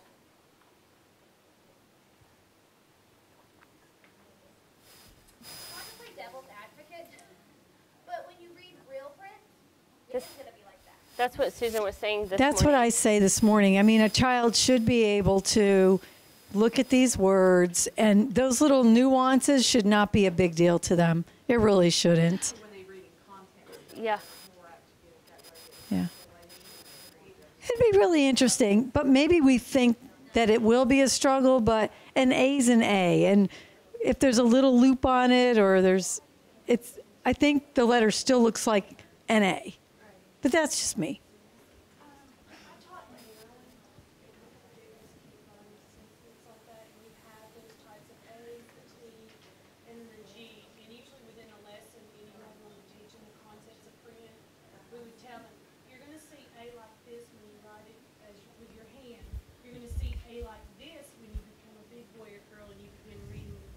Mm-hmm.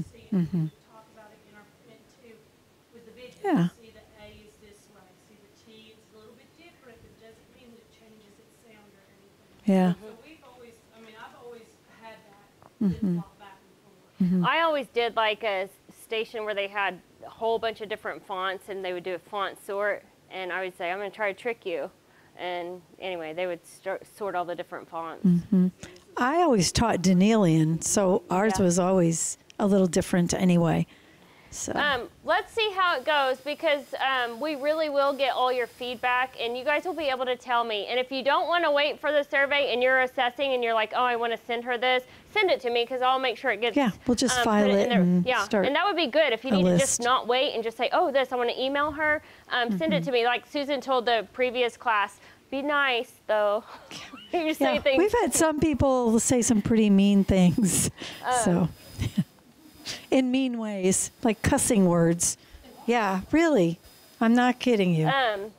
Okay, so fluency, some of these grade level sight words, high frequency words, these we haven't changed each time period. We need to figure out because you know how the standards are. They're they give you an example and say some or with support or I'm not saying this particular thing, but you know, so we took the most common ones. We did Dolch and what was the other I person's can't remember. I name? tried to find. Fry, yes. Fry, that's it. And so, and did all of the research behind what the most common words were in children's literature and sight words and high frequency words. And there's all this research done with them that have it by percentages, and we mixed these two together. And so, anyway, we got these words from that. And so, Which also took hours. Yes, we had a lot. it was a lot. Yeah. And so this is also where during this Fluency Assessment, we have imported the child's name on question 10. It's the I put that child in. That's their last name. That's not really a name. Joy is the first name, Fool is the last name. I just had to hurry and enter something. And I'm trying to be joyful today or something. I don't know. So anyway, so there's the child's name. It does have first and last name there. This came up in the last session that the standard says that the child will be able to read their first and last name by the end of kindergarten. So this is our end target, that this will import their name. So if you put their nickname in there, when you put managed students, that's what's going to pop up here. So whatever you are having them write, whatever you are telling them their proper name is, and however you handle that in their classroom, the managed student page, whatever you put in there will pop up here. So some teachers try to put quotes around the nickname if they're going to call them that. Our system hates quotes. It will send a bug, and it do not put quotes in the managed student page. Some put like Jose, quote, Joe, whatever. It won't even let you open the assessment because the quotes. So just don't put quotes in the managed student page. Jen, there's a question. So I have a kid named William and he goes by Will. Should I put Will in the computer or should I put his name? What are you? Okay, so the nickname, if he wants to go by that, but do you make him write William? He just says Will. Oh. So my son his name's James Quillian, and he had told his kindergarten teacher last year, I'm just going to go by JQ. So he wrote JQ on the paper, and his teacher said, you still are going to write out James Quillian. And he was like, but I'm going to go by JQ. That's going to be my name. He still hands in his paper in first grade, says JQ. The teacher hands it right back and says, and every time he does that at home, too, I'm like, if you want to be called JQ, fine. But you're writing James Quillian on your paper. That is the name. That is your name. I would use a formal. I would use William. That's his name. Whatever. I know that you don't want the quotes, but hyphenated is okay. Like Yes. one that's a hyphen. Yes. Mm-hmm. Hyphens don't mess it up. It's just they don't know how to read. It's not in the name format with quotes. And accent marks work there if you need to put like a apostrophe in. Apostrophes work. So all of that works. So the question was at our first session that if they just say their first name, is it right or wrong? It's wrong because the end result is first and last. That's the only way we're going to measure if they've mastered that standard at the end of the year. So they may just know their first name, and that's a good thing, but you're going to count it wrong if they can't read their last name too. Is there a way when you're doing it to have their first name and then like the next question be their last name? Yeah, we talked about that too. But if we're going by the standard, Their names the standard is together. first and last name. Yeah. And the uppercase, lowercase. Right. Yes. Right. Yes. Uppercase, lowercase, and it's about So- that's the fluency standard for you all is to read Jennifer Quillian Right. together. And Right. But we had that whole discussion. So We you're did. right on exactly where our little journey has gone. Because I actually think it would be easier for them if they see their first and they're going to say it together. Yeah. I know. Plus some are just gonna know their name and not Right. okay. So here's our last I wouldn't. assessment. Sorry. I'll probably blow the computer up. Sam and the seed this is our comprehension. I can't get the computer to move off that black screen. So someone read. So what you'll do is read the story. So the first, I think, 3 or 4 slides are the story. And you do have to just push correct to get to the next screen. It's not going to factor that as a score into the end result. So you would read this, Sam and the seed. Somebody want to read that? Read it to the student, and they look at the computer as well. Well, you just say, I'm going to read you a story.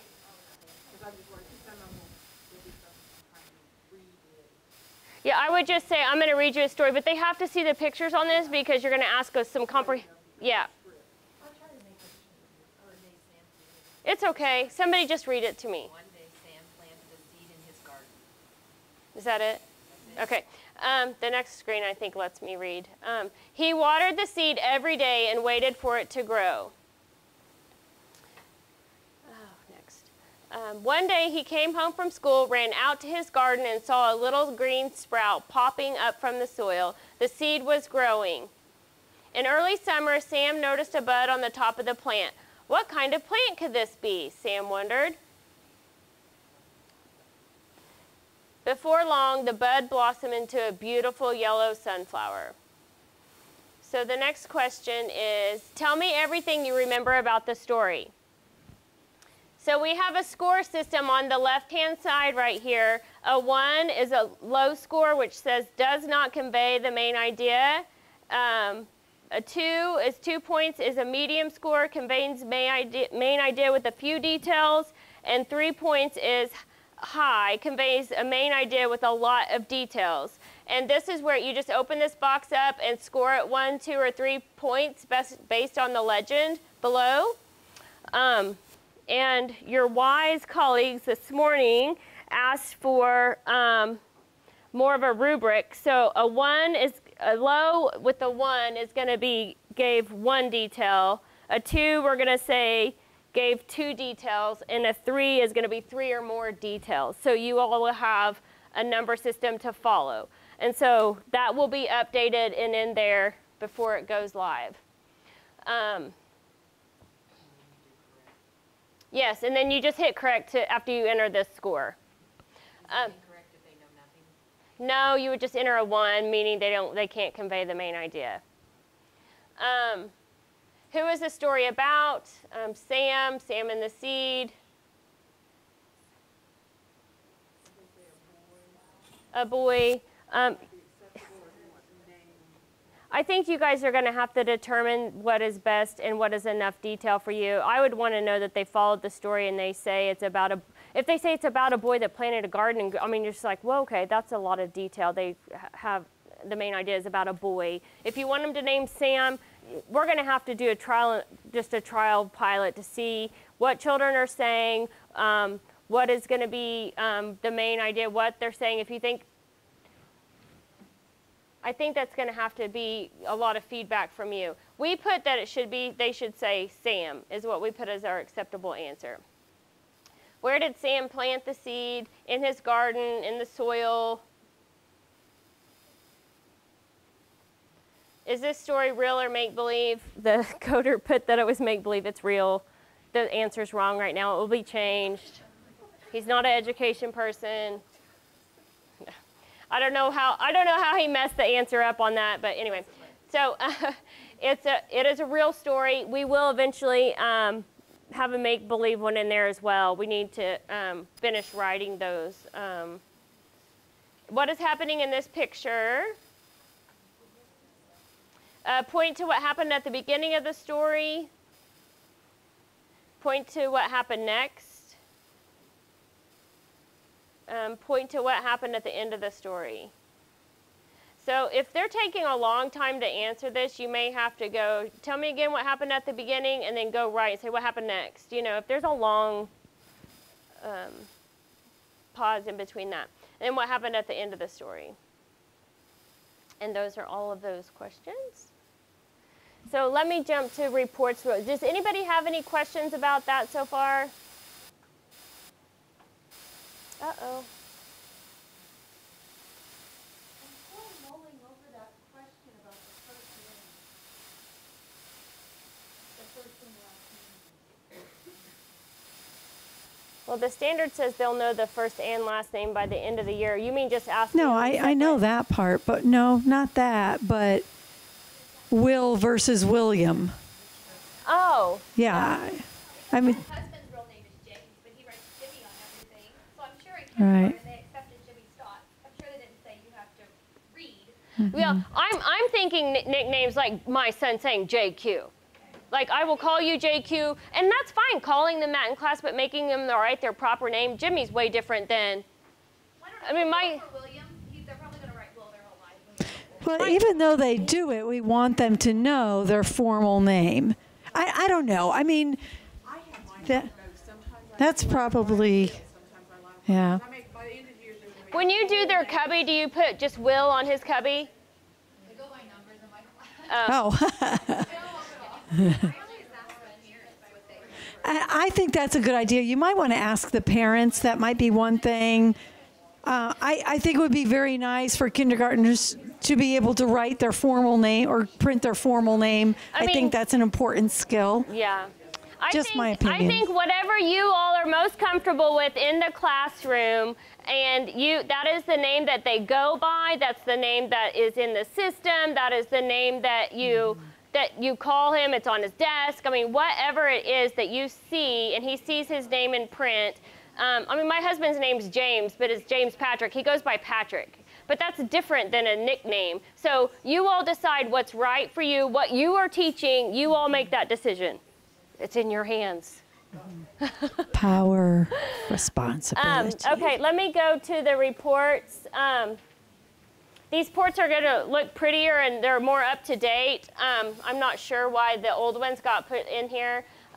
So we have individual student reports and classroom reports. And so the individual student reports, if you guys have already played around this, there's a way to export it to a PDF and you just save it, print it, however you want to do it. But when you click the student and you select which report, then you will have to select the PDF to export it out. And it comes into a really pretty file. You can save it on your desktop. You can print it off.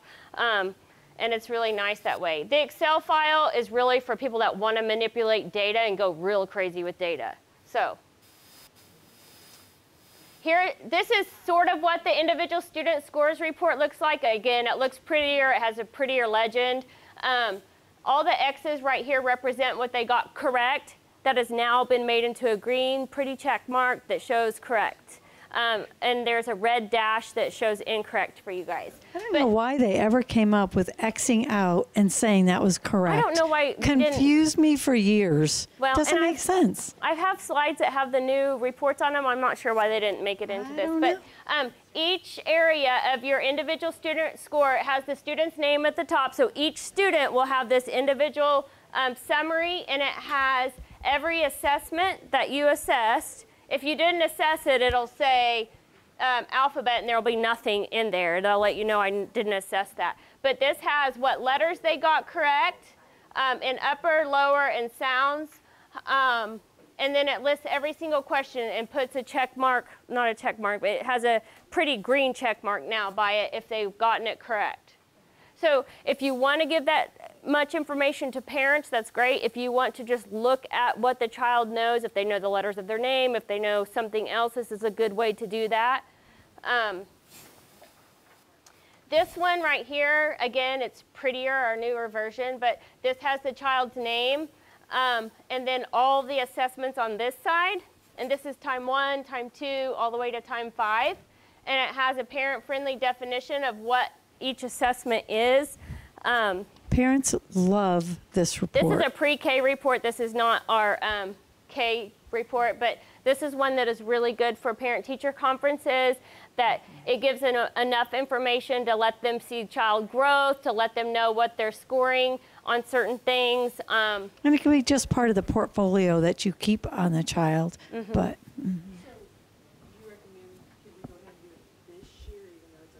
yeah. Yes. Oh, absolutely. Yeah. Yeah, you can share this information with teachers this year. There will be some reports that are limited just because we're still collecting data to finalize those, but these are fine. Yeah, absolutely. And you know, if I was a parent, I would want to see that report because I'm that kind of parent, but some parents may just want this. You all will know. Yeah, you can do both. So the classroom reports, this is the classroom student scores. This tells all of your students and all of the assessments there and what the score was for them. It's kind of like a grade book. We used to never like this one, but teachers love it, so we've always left it there. The ones that are missing information means they haven't been assessed in that area. So it's a good way to know, like where kids absent, you don't have to go through every single kid to find out if they're grayed out or not. This tells you who needs to be assessed still. And this is our small group one that we are talking about that ranks them by meeting benchmark, just below benchmark to halfway, and then halfway below benchmark. And so, and this is what we'll be setting this year based on the data that you give us to know even what a target is and what an achievable target is. So it lists out the kids that are in groups. And so I think what they're going to do, though, for this one, they may just have every child with a score for you, at least, on this. And there may not be targets this year, but there will be at least maybe a score. I think that's what I can have him do. There just won't be a way to group them into group 1, 2, and 3, if that makes sense. Okay, so the percentile ranking score or report, this is really designed, and this is going to be something that we're going to look for this year to find out what reports would you want this way, because kindergarten has so many more assessments than pre-K does.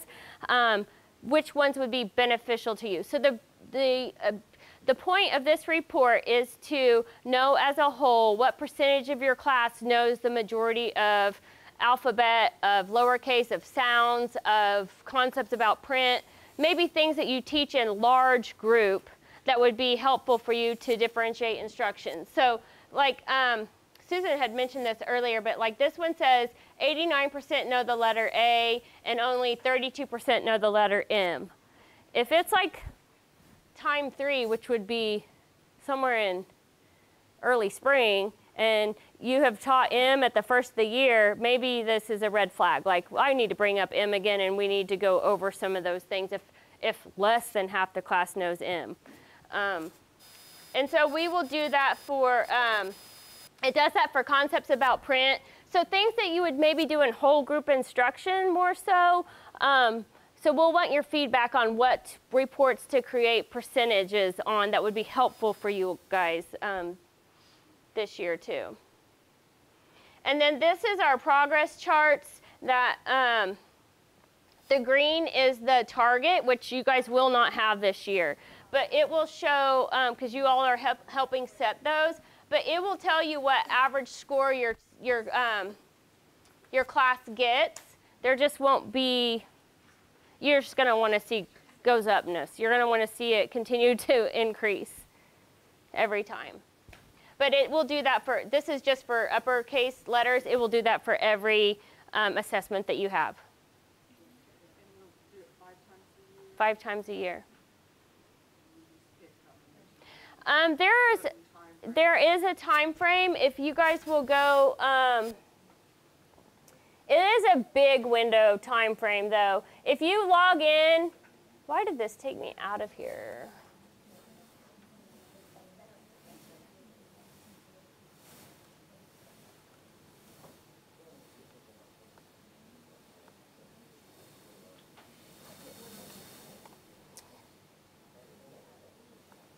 So here, when you log in, see those 5 time periods?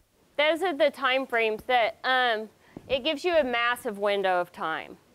This first time period will be a little bit shortened because it's late in getting out, and not until the 15th. My understanding is you all are doing a lot of your assessments now or next week, and so hopefully it won't interfere while you're doing one of them. You all are going to have to decide what works best for you in trying to juggle both of those.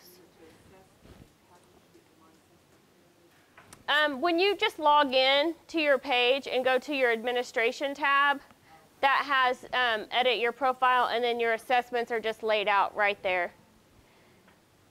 But just know that if it is September 30th and you don't have them all done yet, the system is going to throw you into time 2, but you can go back and click time 1 and still get in there. We don't like say, oh, you're forbidden from ever seeing time 1. So if you need to go in there, you will just have to manually select the student and then select time 1. And then if you have another student to choose, it will throw you into time 2. You'll have to just go and manually select time 1 if you need to do that. And then I wouldn't assess those students until closer to December, just to give them a little bit more time of instruction. And does that make sense? Did we hit everything? Do you guys have questions? I know that was a lot. There is a user's guide under the resource tab. that if you need help managing students and all of that stuff, you can go there as a quick reference. And if you need to, just call me and I can walk you through it. That's why I'm there too. So if you just want a live person, say, I'm at my computer, just help me work through this, I can. Do you have to give the test in any particular order? No. And, question. Yeah, and also we're going to make sure that this is on a webinar, and so there will be a link. So if you forget a part or you just have other questions and you don't feel like just calling in, we'll have the link for you that you can click on, hear the webinar, hear the instructions again. But as always, we're there for you. That was a really good question about the order, though. I mean, this is the order that I gave them to the developer. I mean, that's why they're in that order. Yeah. They're not strategically placed like that. The only thing I will say is if you have a child that's a little hesitant or unwilling, that expressive one's kind of fun, where you see pictures. And if they don't get it right and they just say something, it's like, okay, what's this one? What's this one? Oh, well, let's try this one. It's just a little bit more inviting, because kindergarten has a lot more where you just have to talk and not look at a screen. As an administrator, can you look at how classes are being? Oh, so, yes. Let me go to that page real quick for you. Yeah. So it's good. This is the new enhanced, this is the version of what your screen looks like under the assessments. And so you have your literacy reports here, and then you'll have that one numeracy report that you will have, because you're just going to do time period 1 for numeracy. And those of you that want to stay and go through that, we can. It's pretty self-explanatory. You do have to have manipulatives for that. Some of the manipulatives is just a piece of paper with cards on it that they'll put in order. I will be emailing that to you. And then the other manipulative is Unifix cubes. So sorting them by color, having the same color and say, give me 5, give me 3. And then 2 word problems, a subtraction and addition word problem, where it's like Sam has 2 cookies, or you have 2 cookies, you give me 2 more, how many do I have? And so what Susan and I found useful were to each question make a baggie of Unifix cubes and have exactly what you need. And that way it's just always there and you put it back in the baggie. So It's not a lot. no. Do we do them? Go ahead. Do the math one when the September 15th is? Yes. Just one time. Yeah. You have until September 30th, but if it's a little bit later than that, the earlier we can get the information of what they know is really what the State Department wants to know. What do they come in knowing before a lot of instruction has gone on? But the earlier that you can get it done, the more clear it will be of a picture of what the kids know when they come in. So what we're going to do is, so all of you will use the ELQA, but you'll also continue to use the RSA that you're using now. We will gather that data from you from whatever you use. What did you say you used? Literacy first. Literacy first. So we will gather that data and then compare it with the ELQA for validity and reliability. So what she's asking is, she's already assessed upper lowercase with literacy first. Can she just put that into our system and not assess it again? I'm saying the opposite. That Oh. you can't do that because of the Correct. Okay. Correct. They're Yes. totally separate. Yes. Yes, sorry. Yep. Thanks for that question. I thought I had you, but Yeah. okay, so to answer your quick question about, so where you would go for that, you can get, it's not gonna, it will let me. I didn't think it would because I don't have data. So under the progress charts is where you can get your school-wide and district-wide information. So that's the only one that lets you do aggregate at this time. And so under the progress charts, that was where you saw the bar graphs. You can click here and get classroom only. You can get the entire school or the entire district. And it's aggregate though. And then we are still looking to see if people need like other aggregate data, like the percentile, how many know that in our whole school. But it's gonna be what's really useful to you all. Okay, do you guys have questions before we go?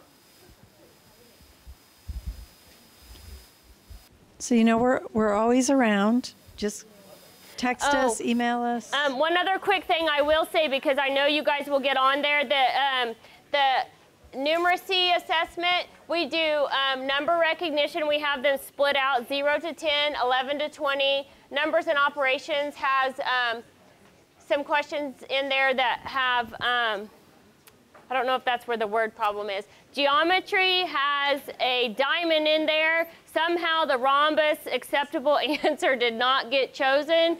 That rhombus will be in there. We know it is a rhombus. And so that will be done.